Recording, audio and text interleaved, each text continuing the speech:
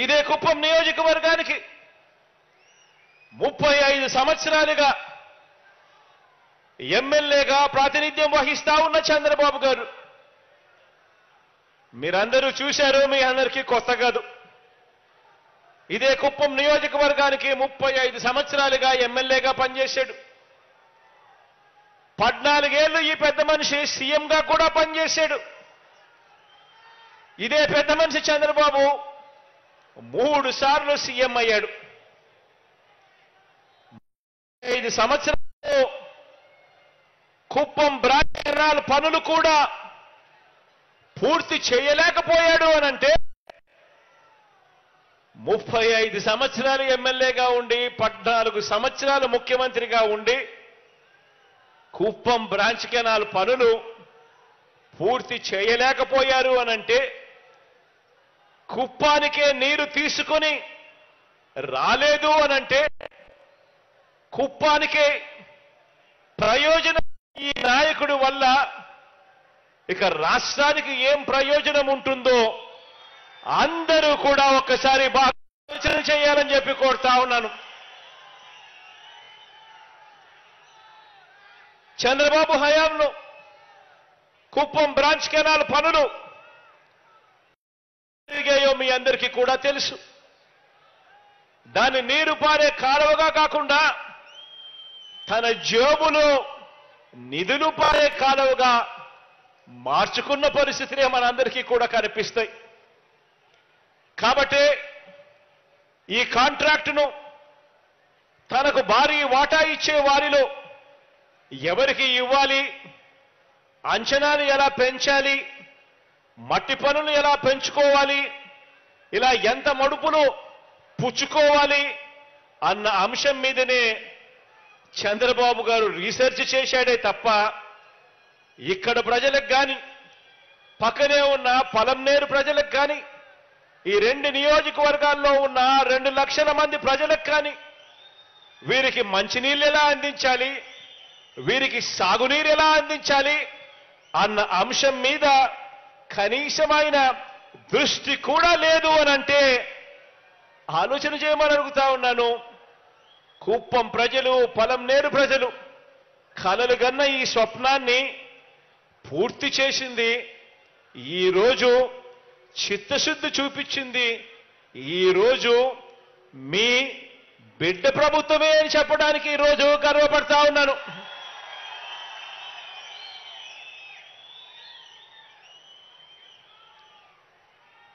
ఇదే Kuppam branch canal పనులకు 2015లో జనవరిలో శాఖ పరిపాలనా అనుమతులు మంజూరు చేసిన తరువాత దాన్ని 2015 నుంచి 18 మధ్యలో రకరకాల కారణాలు చూపిదా ఇదే పెద్ద మనిషి చంద్రబాబు గారు ఆ అంచనాలను అమాంతం పెంచుకుంటూ పోయాడు. ఆ అంచనాలను అమాంతం పెంచుకుంటూ 561 కోట్ల రూపాయలకు పెంచుకుంటూ తనకు కావలసిన కాంట్రాక్టర్లకు, తన పార్టీ వాళ్లకు, తనకు కావలసిన కాంట్రాక్టర్లకు, తన బినామీలకు ఈ పనులప్ప చెప్పాడు. 2019 ఎన్నికల ముందు ఏం జరిగింది అంటే పనులు పూర్తి చేయకపోగా లాభాలు వచ్చే పనులు మాత్రమే చేసి మిగిలిన ముఖ్యమైన పనులు వదిలేసి తన అస్మదీయ కాంట్రాక్టర్లకు కోట్ల రూపాయలు సొమ్మును ఇచ్చాడు చంద్రబాబు నాయుడు గారు. ఆలోచన చేయమని అడుగుతా ఉన్నా. ఇదంతా కూడా మన కళ్ళ ఎదుటే మనకే కనిపించిన విషయం కాబట్టే అంటున్నా. కుప్పం పలమనేర్లలో 4 లక్షల ప్రజలకు నీరందే కాలువ కాకుండా చంద్రబాబు జోబులేకి నిధులు పారే కాలువగా ఈ కుప్పం బ్రాంచ్ కెనాల్ను తన సొంత నియోజకవర్గంని కూడా ఉపయోగపెట్టుకున్నాడు అనంటే ఇంతకన్నా అన్యాయమైన వ్యక్తి ఎక్కడైనా రాజకీయాలలో కనిపిస్తాడా అని చెప్పి ఆలోచన చేయమని అందరినీ కూడా కోరుతా ఉన్నా. ఈరోజు ప్రతి ఒక్కరిని కూడా ఆలోచన చేయమని అడుగుతా ఉన్నా. ఇంత అన్యాయపు నాయకుడిని తన నియోజకవర్గ ప్రజల్నే దోచుకున్న ఈ నాయకుడిని, తన నియోజకవర్గానికి శాశ్వతంగా దాహార్తిని కూడా తీర్చని ఈ నాయకుడిని ఇంతకాలం భరించిన ఈ కుప్పం ప్రజలందరికీ కూడా మీ సహనానికి, మీ మంచితనానికి నా జోహార్లు అని చెప్పి ఈ సందర్భంగా చెప్తా ఉన్నా.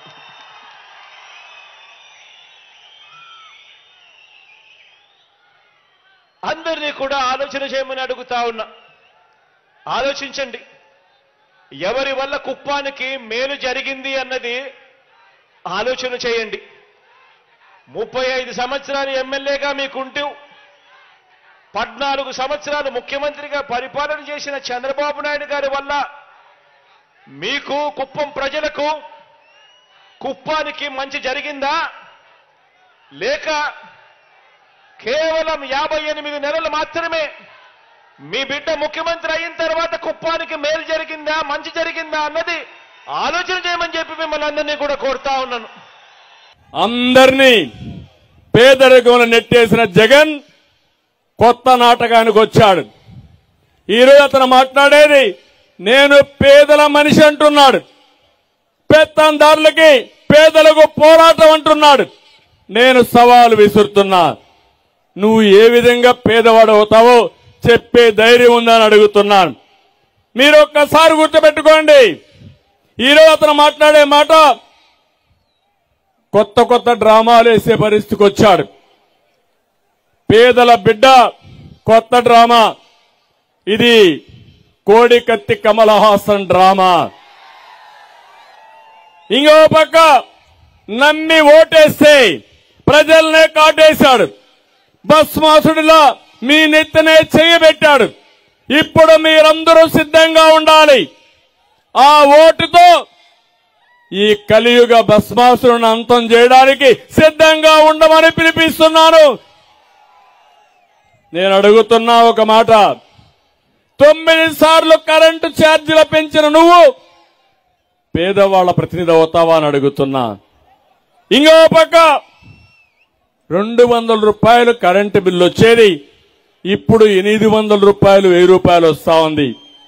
కరెంటు కోతలు పెంచకుండా, కరెంటు ఛార్జీలు లేకుండా పెంచకుండా 24 గంటలు కరెంట్ ఇచ్చాం. ఈ రోజు నేను అడుగుతున్నా, ఏ తమ్ముళ్ళు కరెంట్ వస్తా ఉందా అని అడుగుతున్నా. రేట్లు పెరిగాయా లేదని మిమ్మల్ని అడుగుతున్నా. అదే తెలుగుదేశం పార్టీ ఉంటే కరెంటు రేట్లు పెరుగుతాయా అని మిమ్మల్ని అడుగుతున్నా. మళ్లీ హామీ ఇస్తున్నా, కరెంటు ఛార్జీలు పెంచకుండా నాణ్యమైన కరెంటు మీకు ఇచ్చే బాధ్యత తెలుగుదేశం, జనసేన తీసుకుంటామని హామీ ఇస్తున్నా. ఇంకో పక్కన 30,000 కోట్ల రూపాయలు ప్రతి ఒక్క కుటుంబం పైన భారం వేశారు. 65,000 కోట్ల రూపాయలు విద్యుత్ సంస్థల పైన భారం వేసే పరిస్థితికి వచ్చాడు. ఇది పెద్ద మనిషి చేసే పరిస్థితి. 3 సార్లు ఆర్టీసీ రేట్లు పెంచిన పెద్ద మనిషి పేదవాడు అవుతాడా అని మిమ్మల్ని అడుగుతున్నా. నిన్నే మీరు చూశారు, మీకు మాత్రం సరైన బస్సులు లేవు. ఎక్కడ చూసినా బస్సుల యాక్సిడెంట్. ఈ ముఖ్యమంత్రికి 20 కోట్ల రూపాయలు పెట్టి 2 బస్సులు బుల్లెట్ ప్రూఫ్ బస్సులు తెప్పించుకున్నాడు ఎన్నికల్లో తిరగడానికి. ఈయన రోడ్డు మీద తిరగలేడు, ఆకాశంలోనే తిరుగుతాడు. కానీ ఆయనకు మళ్లీ బుల్లెట్ ప్రూఫ్ బస్సులు కావాలి. అంటే ఏ విధంగా ప్రజాధనాన్ని దుర్వినియోగం చేస్తున్నాడో మీరు ఆలోచించాలి. ఎవరైనా ముఖ్యమంత్రి ఉంటే ఒక బస్సు పెట్టుకుంటారు తప్ప ప్రజాధనంతో లగ్జూరియస్ గా ముందుకు పోయే పరిస్థితి వచ్చిందంటే ఏమనాలో అర్థం కాని పరిస్థితి. పేదవాడని చెప్పే ఈ ముఖ్యమంత్రి కడకు అన్న క్యాంటీన్ కూడా మూసేశాడు. నేను అడుగుతున్నా, పేదవాళ్లకు అన్నం పెడితే సహించలేని వ్యక్తి పేదవాడి ప్రతినిధాన్ని మిమ్మల్ని అడుగుతున్నా. మా తమ్ముళ్ళు ఉన్నారు, రోజంతా కష్టపడతారు. సాయంత్రం అయితే ఒక క్వార్టర్ బాటిల్ వేసుకుని ఇంట్లో పడుకోవాలనుకుంటారు. శారీరక బాధలు మర్చిపోవాలనుకుంటారు. నేను అడుగుతున్నా, తమ్ముళ్ళు మద్యం రేట్లు పెరిగాయా లేదా అని మిమ్మల్ని అడుగుతున్నా.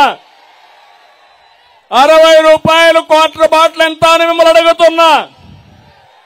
ఎంత అని మిమ్మల్ని అడుగుతున్నా.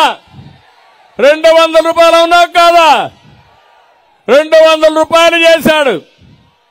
అంటే ఒకప్పుడు 500 రూపాయలు కూలొస్తే 50 రూపాయలు మందుకు ఖర్చు పెట్టి 450 రూపాయలు ఇంటికి మా ఆడబిడ్డలకు ఇచ్చేవాడు. ఇప్పుడు 500 రూపాయలు వస్తే 300 రూపాయలు తాగుడు ఖర్చు పెట్టి ఇంటికి ఇవ్వలేని పరిస్థితి వచ్చింది.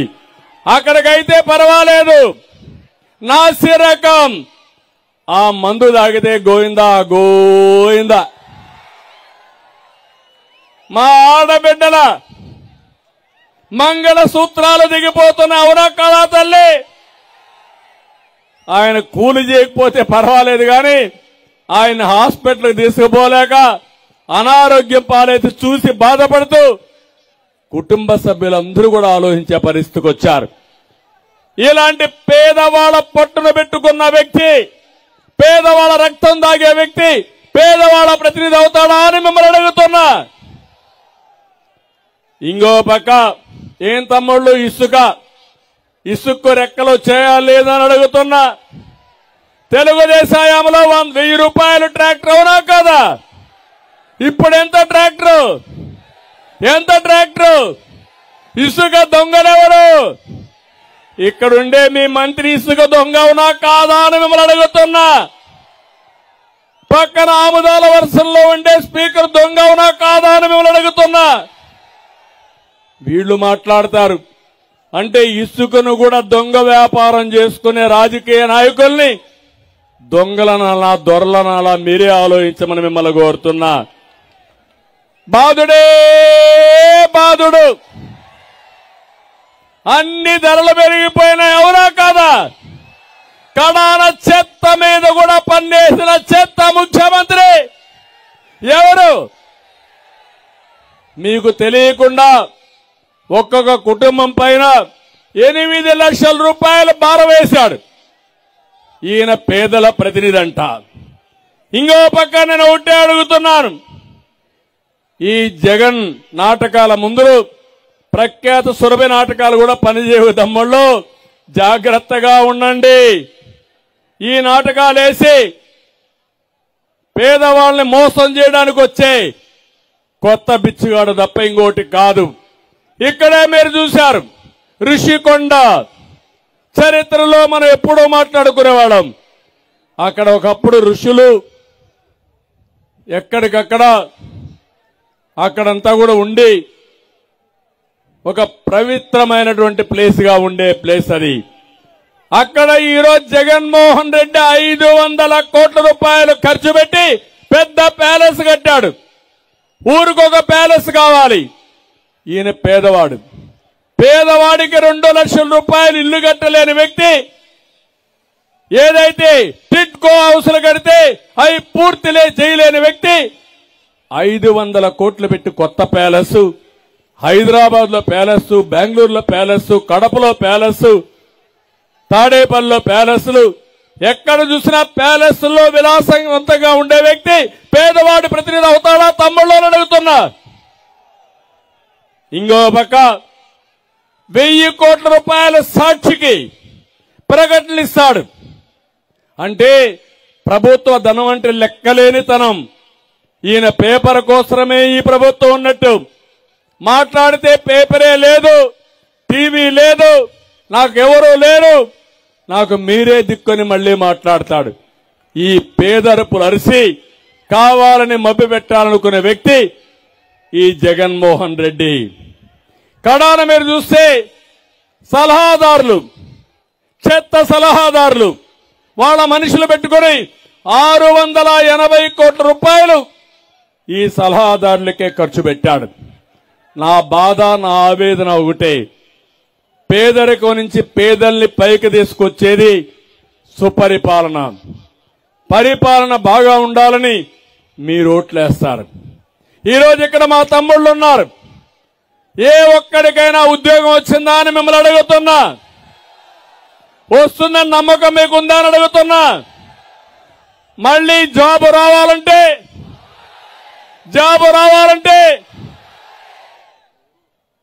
ఈరోజు జాబ్ క్యాలెండర్ సంవత్సరం జనవరిలో ఇస్తా అన్నాడు.